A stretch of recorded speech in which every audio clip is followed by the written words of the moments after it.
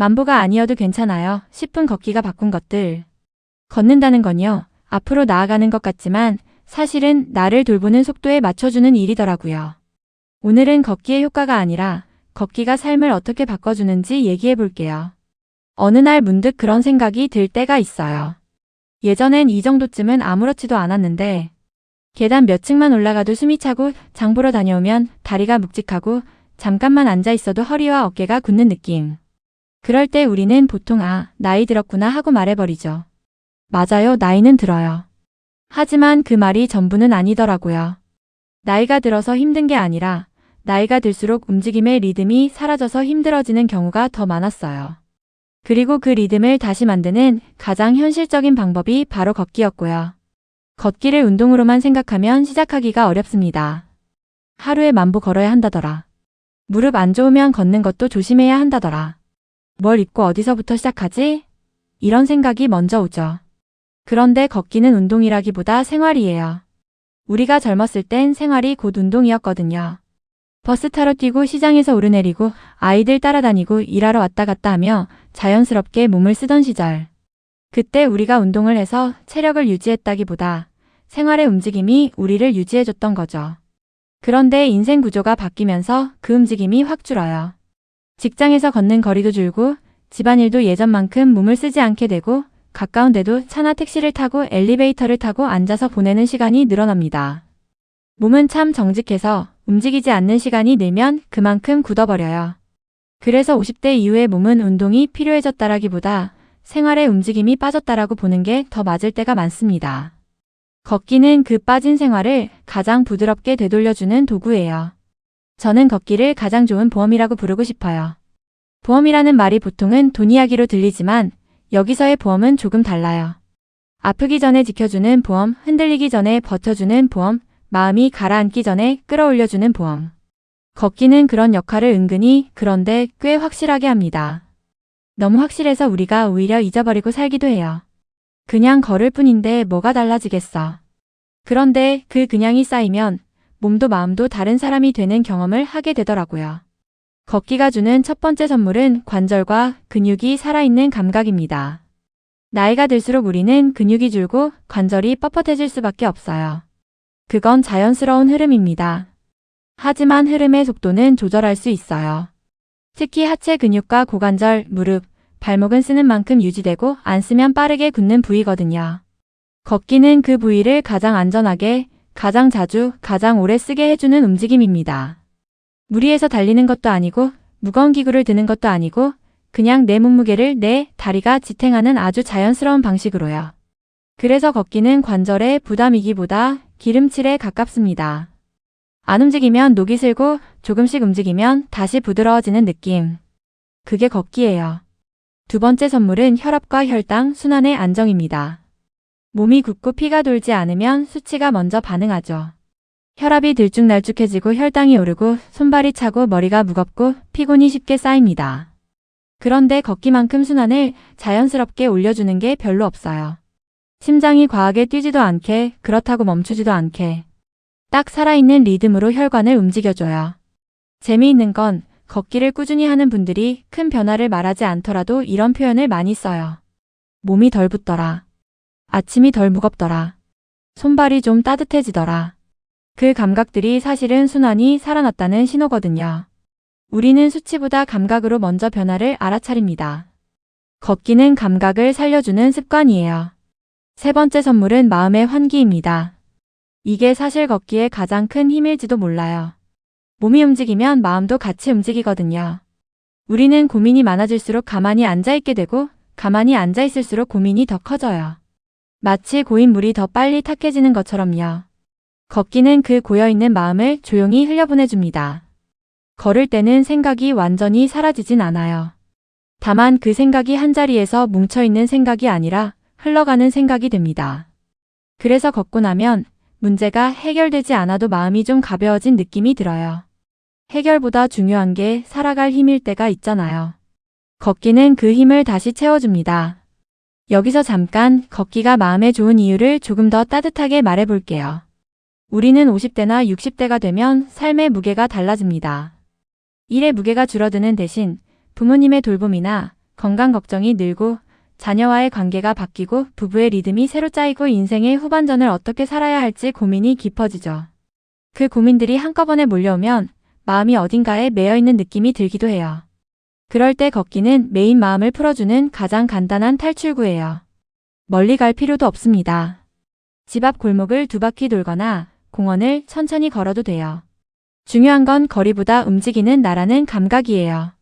걸으면 나도 아직 움직이는 사람이구나라는 확신이 생깁니다. 그 확신은 생각보다 큰 위로예요. 그리고 그 위로는 꼭 대단한 말로 오지 않아요. 발바닥이 땅을 톡톡 두드리는 감각, 바람이 얼굴을 스쳐 지나가는 감각, 계절 냄새가 코에 닿는 감각 같은 아주 작은 것들이 괜찮아, 너 여기 있어라고 말해주는 듯 하거든요. 그럼 걷기를 어떻게 시작하면 좋을까요? 저는 늘 이렇게 말합니다. 잘 걷는 법보다 계속 걷는 법이 중요하다고요. 우리 나이에 새로운 습관이 들어오려면 실력보다 구조가 먼저 자리 잡아야 하거든요. 첫째, 걷기의 목표를 낮추세요. 하루 만보 이런 목표는 솔직히 부담이 큽니다. 그 부담은 금방 포기로 바뀌죠. 대신 오늘 10분만 걷자가 훨씬 좋아요. 10분은 부담이 아니라 가능성입니다. 10분이 익숙해지면 15분, 20분으로 자연스럽게 늘어요. 몸은 억지로 끌어올리는 게 아니라 스스로 올라갈 때 오래 갑니다. 둘째, 속도는 대화 가능한 속도로 하세요. 숨이 너무 차서 말이 안 나올 정도면 그건 오래 못 갑니다. 걷기는 달리기가 아니거든요. 이 나이에 좋은 걷기는 숨이 살짝 찰 듯 말 듯한 속도입니다. 걸으면서 주변을 볼 수 있고 마음이 정리될 수 있는 속도요. 그 속도가 결국 가장 오래 갑니다. 셋째, 걷는 시간을 약속으로 만들어 보세요. 사람은 약속이 있을 때 움직입니다. 예를 들어 아침에 커피 마시기 전에 10분 걷기, 저녁 설거지 끝나면 동네 한 바퀴, 이런 식으로 생활에 걸음을 끼워 넣는 거죠. 이게 단순하지만 정말 강력합니다.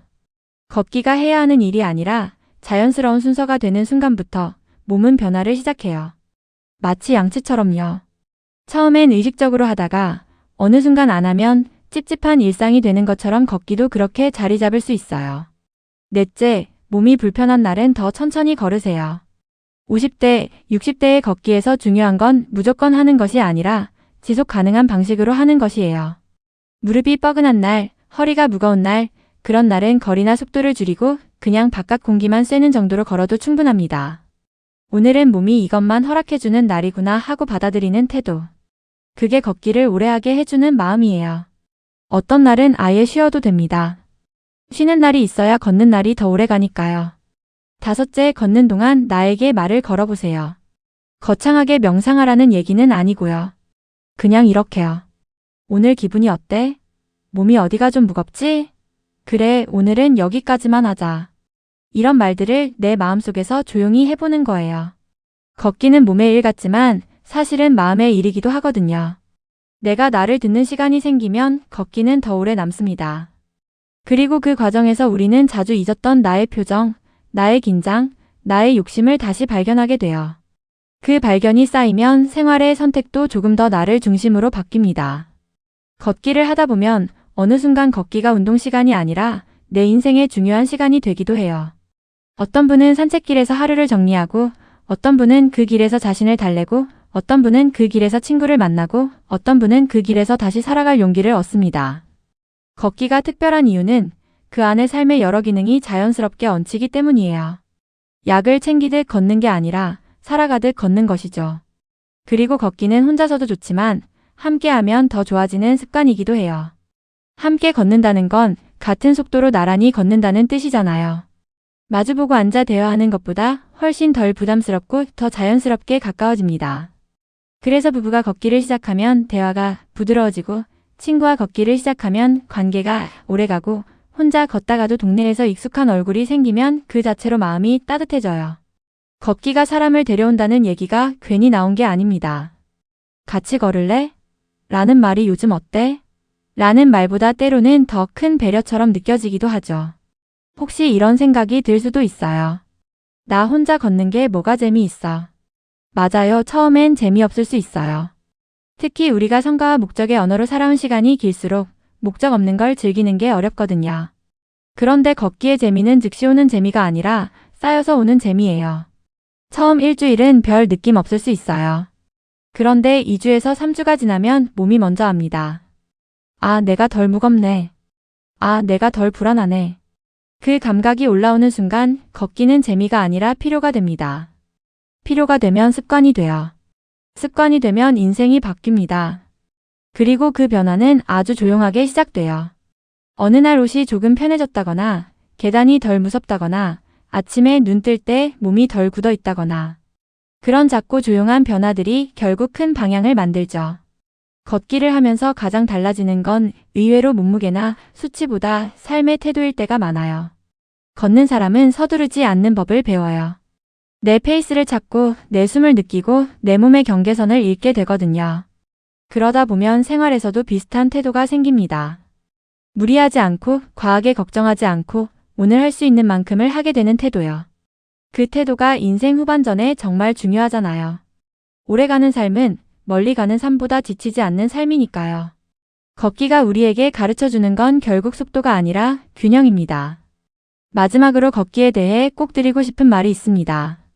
걷기는 우리에게 아직 괜찮다는 증거를 매일 조금씩 쌓아주는 일이라는 것. 몸이 예전 같지 않다고 느끼는 날에도, 마음이 허전한 날에도, 내가 나를 믿기 어려운 날에도 그냥 문 밖을 나가 몇 분만 걸어보면 알게 돼요. 아, 나는 아직 움직일 수 있는 사람이구나. 아, 내 몸은 아직 나를 데리고 가는구나. 그 감각은 생각보다 큰 자신감이 됩니다. 그리고 그 자신감이 우리를 내일로 데려가요. 어쩌면 걷기는 몸을 위해서라기보다 내일을 믿게 하기 위해서 더 필요한지도 모르겠어요. 그래서 저는 여러분께 이렇게 권해드리고 싶어요. 오늘부터 걷기를 운동 숙제로 만들지 말고 나를 위한 작은 약속으로 만들어 보자고요. 10분이면 충분합니다. 동네 한 바퀴면 충분하고 계단 대신 평지여도 충분해요. 중요한 건 나는 나를 돌보기 위해 오늘도 걸었다는 그 한 줄의 기록입니다. 그 기록이 쌓이면 몸도 마음도 분명히 달라질 거예요. 오늘도 들어주셔서 고맙습니다. 여러분의 발걸음이 조금 더 가볍고 여러분의 하루가 조금 더 편안해지길 바랍니다. 다음 시간에도 우리 같이 인생 후반전을 잘 사는 연습을 이어가 볼게요.